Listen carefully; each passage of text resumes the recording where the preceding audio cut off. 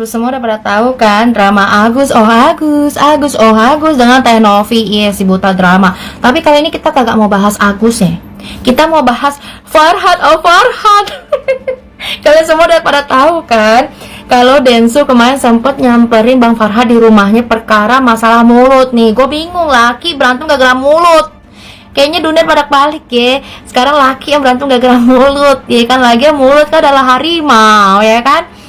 Ditambah lagi lu udah pada nonton belum podcastnya Farhad Abbas sama Deddy Corbuzier? Sumpah gua bingung-bingung bertanya-tanya nih.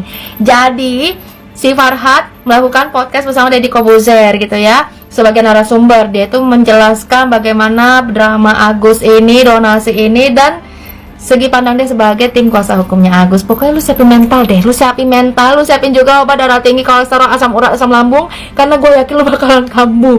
Jadi kalau lu pada juga belum tahu di berita, kita juga nggak bakal nyambung sama obrolan, oke? Buat yang masih belum ngerti, belum paham dan bertanya-tanya sama kenapa sih sama si Agus ini, lu bisa cek di video gue sebelum-sebelumnya udah ngebahas Agus. Lu juga bisa baca di kolom komentarnya, teman-teman juga udah banyak yang bahas mengenai updatean kasus ini gitu ya. Sampai di titik yang mau gue bahas sekarang adalah podcastnya Deddy Corbuzier bersama Farhad Abbas. Siapa Farhad Abbas? Penguasa hukumnya si Agus gitu, kuasa hukumnya Agus. Kenapa heboh banget dan gue tuh tersiksa shock banget sama Farhad Abbas.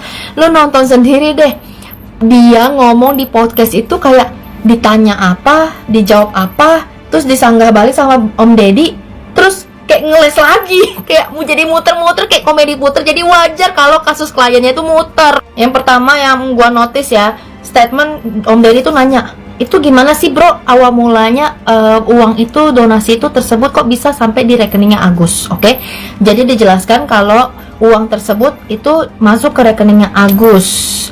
Dan ditanya lagi nih Om Deddy, itu hukumnya gimana? Boleh apa enggak sih kalau donasi itu masuk ke rekening pribadinya langsung si Agus, bukan masuk ke rekeningnya yayasan? Kan Om Deddy mancing terus kata Om Farhad, boleh-boleh saja, seperti pengemis contohnya boleh, atau katanya itu kalau di bawah 2 juta itu masih boleh. Tapi ini 1,5 M. Jadi gimana tuh menurut kalian yang ngerti hukum? Bener gak sih donasi itu boleh masuk ke rekening pribadi? Terus tanggung jawabnya kalau dari uang donasi secara hukum itu sebenarnya gimana sih guys? Kemudian ada pernyataan Om Farhad lagi nih ya, bahwa uang di rekening Agus ini kan 1,5 M, terus diambil lagi, ditarik lagi sama Teh Novi ke rekening yayasan. Om Deddy bingung dong, loh kok bisa ke rekening yayasan? Iya karena Teh Novi ngambil, tarik gitu dari mutasi. Perasaan gue nih ya Om Farhad, Bang Farhad ya, lu kan nama klien lu tuh kan bilang demi harga diri ini lebih baik mengembalikan uang. Kalau tanda-tanda petisi itu terkumpul sekian ribu kan katanya mau ngembaliin, ya udah, terus udah terkembalikan, terus masalahnya di mana? Ya harusnya itu dikembalikan ke Agus karena itu milik Agus. Itu milik Agus.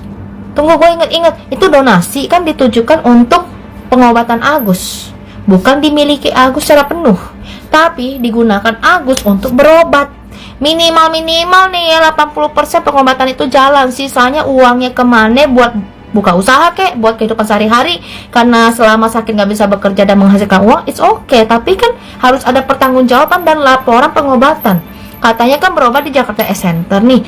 Yang gua mau bertanya-tanya tuh bukti pengobatan Jakarta S Center, rutinitas terapinya tuh seperti apa? Karena gua itu pernah melakukan terapi di Jakarta S Center juga. Jadi kalau di Jakarta S Center tuh guys, kita kalau pengobatan mata itu kita akan dikasih jadwal setiap seminggu sekali, 2 minggu sekali, atau bisa seminggu 2 kali. Kadang kita tuh melakukan treatment mata sesuai dengan masalah mata yang kita hadapi sama konsultasi dengan dokternya. Bener gak sih kayak gitu? Bener kan? Ini mohon maaf, ini sih pengalaman gua aja. Tapi kalau Agus yang kita lihat atau gua lihat sendiri, kayaknya dia sibuk interview, bahkan sampai ke pagi-pagi ambil udah kayak artis baru, ya gak sih? Kemudian yang menariknya di sini, Bang Farhad itu ada mengeluarkan statement di podcast bahwa sebenarnya Densu ini ada di pihaknya dia dengan Agus. Densu curiga sama Teh Novi karena Teh Novi itu bisa mengumpulkan 3 hari donasi, kemudian sisanya mau digunakan untuk operasi OGDJ. Terus Bang Densu bilang ke Farhad, bro lu bisa pakai itu, tapi karena kecoplosan nih si Farhadnya di media, si Densu ceritanya ngambek. Akhirnya pasang mukanya Farhad ditulisin TAI. Terus sampai kasus drama-drama mereka. Akhirnya Farhad keluar omongan hajar. Kemudian Densu tidak terima, merasa tertantang. Densu ngelabrak atau nyamperin Farhad di rumahnya. Begitu kan Bang? Ya kan? Kemudian diobrolin. Apa maksud kamu ngomong TAI? Kau tafsirkan sendiri. Iya, itu laki, bos, ya kan? Kemudian ditanya lagi, apa maksud ngomong hajar? Hajar bela rakyat yang lemah. Hah? Rakyat jin. Ya, jadi gue kira ya pas samperan di rumahnya Bang Farhad itu gue pikir udah kelar, karena Bang Densu kan bilang saya tidak akan melaporkan Anda ke hukum. Ini pegang omongan saya. Ya kan? Gue pikir udah clear. Ternyata belum ya. Ternyata berlanjut, Bang Farhad menuntut balik ke Densu. Dan di podcastnya Deddy Kobuzer, Farhad Abbas bilang menuntut Densu agar Bang Densu ini dapat pelajaran. Cuma poin yang menariknya ini, kok bisa ya Bang Densu berpihak kepada Farhad dan Agus dan mencurigai Teh Novi. Tapi yang gua nonton di podcastnya Densu dan Teh Novi kok kayaknya beda persepsi. Gimana ini? Kok dramanya ada plot twist apakah? Sumpah kayak bingung loh. Sumpah ini udah kayak drakor asli, ada plot twistnya. Gue sih Shiksakso jujur banget ya pas dia ngomong si Farhad Abbas ngomong itu Densu berpihak sama dia gitu. Jadi gue bertanya-tanya gitu.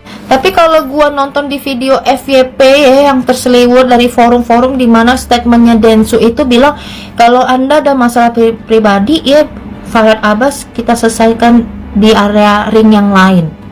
Hah?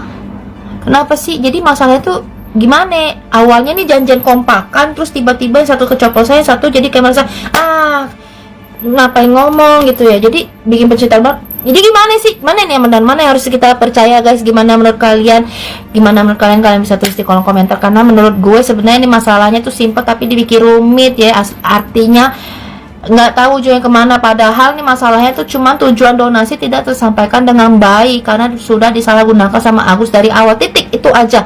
Dan Agus sampai sekarang itu tidak melakukan pengobatan juga dengan benar, titik itu aja. Bahkan dia itu sampai ditolak BPJS kan, awalnya dia mau cuanin tuh makanya dia pakai BPJS. Gue ngerti banget tuh otak-otak gitu ya, otak-otak mamon memang. Pokoknya intinya pengobatan itu tidak jalan dengan baik sampai sekarang. Dan menurut gue ya Gus ya, buat lu harusnya lu tuh bisa mengasihani diri lu sendiri dan lu bisa menolong diri lu sendiri dengan perbuatan lu sendiri.